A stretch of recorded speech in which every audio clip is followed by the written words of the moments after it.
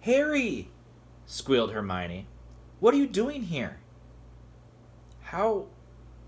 how did you... Wow! Said Ron, looking very impressed. You've learned to apparate.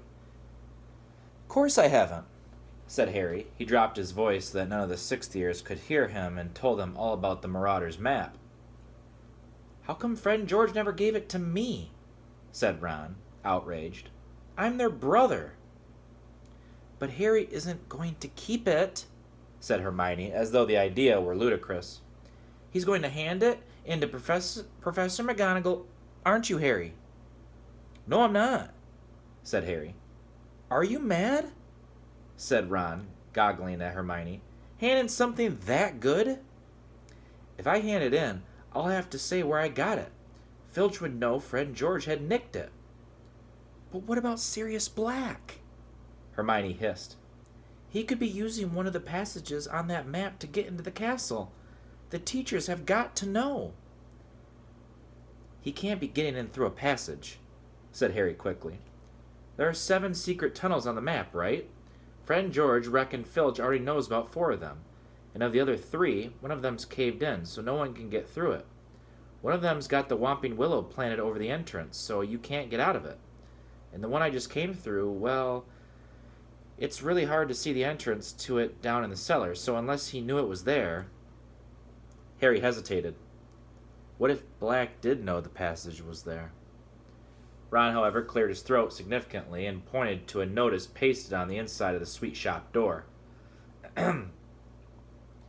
By order of the Ministry of Magic, customers are reminded that until further notice, Dementors will be patrolling the streets of Hogsmeade every night after sundown. This measure has been put in place for the safety of Hogsmeade residents and will be lifted upon the recapture of Sirius Black. It is therefore advisable that you complete your shopping well before nightfall. Merry Christmas. See? Said Ron quietly. I'd like to see Black try and break into Honeydukes with Dementors swarming all over the village. Anyway, Hermione, the Honeydukes owners would hear a break-in, wouldn't they? They live over the shop. Yes, but... Hermione seemed to be struggling to find another problem. Look, Harry still shouldn't be coming into Hogsmeade. He hasn't got a signed form. If anyone finds out, he'll be in so much trouble. And it's not nightfall yet. What if Sirius Black turns up today? Now? He'd have a job spotting Harry in this, said Ron, nodding through the mulloined windows at the thick swirling snow. Come on, Hermione, it's Christmas. Harry deserves a break. Hermione bit her lip, looking extremely worried. Are you going to report me? Harry asked her, grinning. Oh, of course not, but honestly, Harry... Seen the fizzing Whizbees, Harry? Said Ron, grabbing him and leading him over to their barrel. And the jelly slugs? And the acid pops? Fred gave me one of those when I was 7. It burned a hole right through my tongue. I remember Mom walloping him with a broomstick. Ron stared broodingly into the acid pop box. Reckon Fred did take a bit of cockroach cluster if I told him they were peanuts. When Ron and Hermione had paid for all their sweets, the 3 of them left Honeydukes for the blizzard outside. Hogsmeade looked like a Christmas card.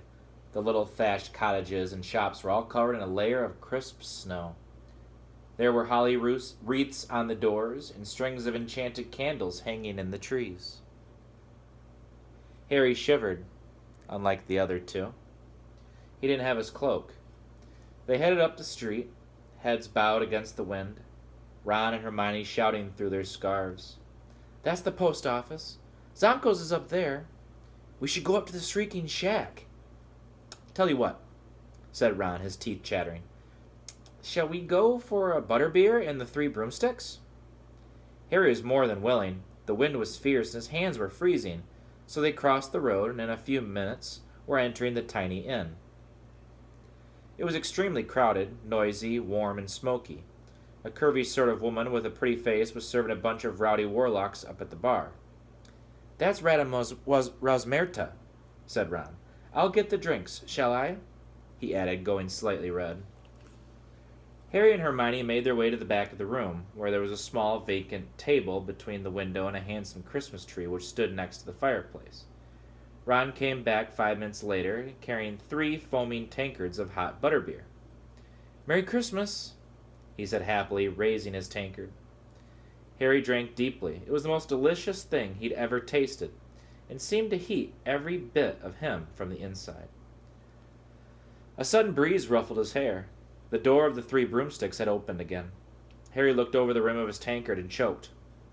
Professors McGonagall and Flitwick had just entered the pub with a flurry of snowflakes, shortly followed by Hagrid, who was deep in conversation with a portly man in a lime-green bowler hat and a pinstriped cloak, Cornelius Fudge, Minister of Magic. In an instant, Ron and Hermione had both placed hands on the top of Harry's head and forced him off his stool and under the table, dripping with butterbeer and crouching out of sight. Harry clutched his empty tankard and watched the teachers and Fudge's feet move toward the bar, pause, then turn and walk right toward him. Somewhere above him, Hermione whispered, "Mobiliarmus." The Christmas tree beside their table rose a few inches off the ground, drifted sideways, and landed with a soft thump right in front of their table, hiding them from view. Staring through the dense lower branches, Harry saw 4 sets of chair legs move back from the table right beside theirs, then heard the grunts and sighs of the teachers and minister as they sat down. Next he saw another pair of feet, wearing sparkly turquoise high heels, and heard a woman's voice. "A small gilly water." "Mine," said Professor McGonagall's voice. "4 pints of mulled mead." "Ta Rosmerta," said Hagrid. "A cherry syrup and soda with ice and an umbrella." "Mmm," said Professor Flitwick, smacking his lips. "So you'll be the red currant, Mum Minister?" "Thank you, Rosmerta, my dear," said Fudge's voice. "Lovely to see you again, I must say. Have one yourself, won't you? Come and join us." "Well, thank you very much, mister." Harry watched the glittering heels march away and back again. His heart was pounding uncomfortably in his throat. Why hadn't it occurred to him that this was the last weekend of term for the teachers too? And how long were they going to sit there? He needed time to sneak back into Honeyduke's if he wanted to return to school tonight. Hermione's leg gave a nervous twitch next to him. "So what brings you to this neck of the woods, Minister?" came Madame Rosmerta's voice. Harry saw the lower part of Fudge's thick body twist in his chair as though he were checking for eavesdroppers. Then he said in a quiet voice, "What else, my dear, but Sirius Black? I dare say you heard what happened up at the school at Halloween." "I did hear a rumor," admitted Madame Rosmerta. "Did you tell the whole pub, Hagrid?" said Professor McGonagall exasperatedly. "Do you think Black's still in the area, Minister?" whispered Madame Rosmerta. "I'm sure of it," said Fudge shortly. "You know that the Dementors have searched the whole village twice," said Madame Rosmerta, a slight edge to her voice. "Scared all of my customers away. It's very bad for business, Minister."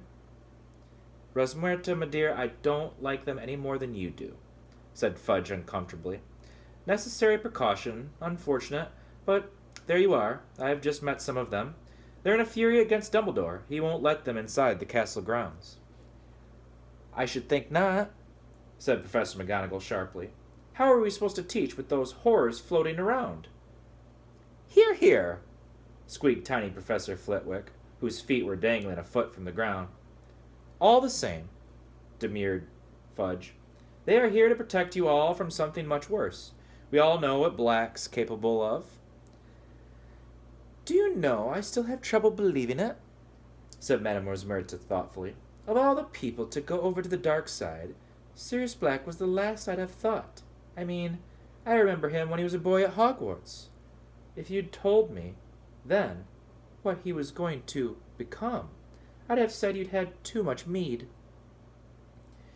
"You don't know the half of it, Rosmerta," said Fudge gruffly. "The worst he did isn't widely known." "The worst?" said Madame Rosmerta, her voice alive with curiosity. "Worse than murdering all those poor people, you mean?" I certainly do, said Fudge. I can't believe that. How could it possibly be worse? You say you remember him at Hogwarts, Miss Muerta, murmured Professor McGonagall. Do you remember who his best friend was? Naturally, said Madame Muerta with a small laugh. Never saw one without the other, did you? The number of times I had them in here, oh, they used to make me laugh. Quite the double act, Sirius Black and James Potter. Harry dropped his tankard with a loud clunk. Ron kicked him. Precisely, said Professor McGonagall. Black and Potter. Ringleaders of their little gang. Both very bright, of course, exceptionally bright. In fact, but I don't think we've ever had such a pair of troublemakers. I don't know, chuckled Hagrid. Fred and George Weasley could give 'em a run for their money. You'd have thought Black and Potter were brothers, chimed in Professor Flitwick. Inseparable. Of course they were, said Fudge. Potter trusted Black beyond all his other friends. Nothing changed when they left school. Black was best man when James married Lily. Then they named him godfather to Harry. Harry has no idea, of course. You can imagine how the idea would torment him. Because Black turned out to be in league with you-know-who? Whispered Madame Muerta. Worse even than that, my dear. Fudge dropped his voice and proceeded in a sort of low rumble. Not many people are aware that the Potters knew you-know-who was after them. Dumbledore, who was of course working tirelessly against you-know-who, had a number of useful spies. One of them tipped him off, and he alerted James and Lily at once. He advised them to go into hiding. Well, of course, you-know-who wasn't an easy person to hide from. Dumbledore told them that their best chance was the Fidelius charm. How does that work? Said Madame Muerta, breathless with interest. Professor Flitwick cleared his throat. An immensely complex spell, he said squeakily, involving the magical concealment of a secret inside a single living soul. The information is hidden inside the chosen person or secret keeper, and is henceforth impossible to find unless, of course, the secret keeper chooses to divulge it, as long as the secret keeper refused to speak. You-know-who could search the village where Lily and James were staying for years and never find them, not even if he had his nose pressed against their sitting room window. So Black was the Potter's secret keeper? Whispered Madame Muerta. Naturally, said Professor McGonagall. James Potter told Dumbledore that Black would die rather than tell where they were, that Black was planning to go into hiding himself, and yet Dumbledore remained worried. I remember him offering to be the Potter's secret keeper himself. He suspected Black? Gasped Madame Muerta. He was sure that somebody close to the Potters had been keeping you-know-who informed of their movements, said Professor McGonagall darkly. Indeed, he had suspected for some time that someone on our side had turned traitor and was passing a lot of information to you-know-who. But James Potter insisted on using Black? He did, said Fudge heavily. And then barely a week after the Fidelius charm had been performed. Black betrayed them? Breathed Madame Muerta. He did indeed. Black was tired of his double agent role. He was ready to declare his support openly for you-know-who. And he seems to have planned this for the moment of the Potter's death. But, as we all know, you-know-who met his downfall in little Harry Potter. Powers gone, horribly weakened, he fled. And this left Black in a very nasty position indeed. His master had fallen at the very moment when he, Black, had shown his true colors as a traitor. He had no choice but to run for it. Filthy, stinking turncoat, Hagrid said so loudly that half the bar went quiet. Shh, said Professor McGonagall. I met him, growled Hagrid. I must have been the last to see him before he killed all them people. It was me what rescued Harry from Lily and James's house after they was killed. Just got him out of the ruins, poor little thing, with a great slash across his forehead, and his parents dead. And Sirius Black turns up on that flying motorcycle he used to ride. Never occurred to me what he was doing there. I didn't know he had been Lily and James's secret keeper. Thought he just heard the news, oh, you know who's attack on come to see what he could do. White and shaken he was. And you know what I did? I comforted the murdering traitor. Hagrid roared. Hagrid, please, said Professor McGonagall. Keep your voice down. How was I to know he wasn't upset about Lily and James? It was you know who he cared about. And then he says, give Harry to me. Hagrid, I'm his godfather. I'll look after him. Ha! If I'd had me orders from Dumbledore, and I told Black no.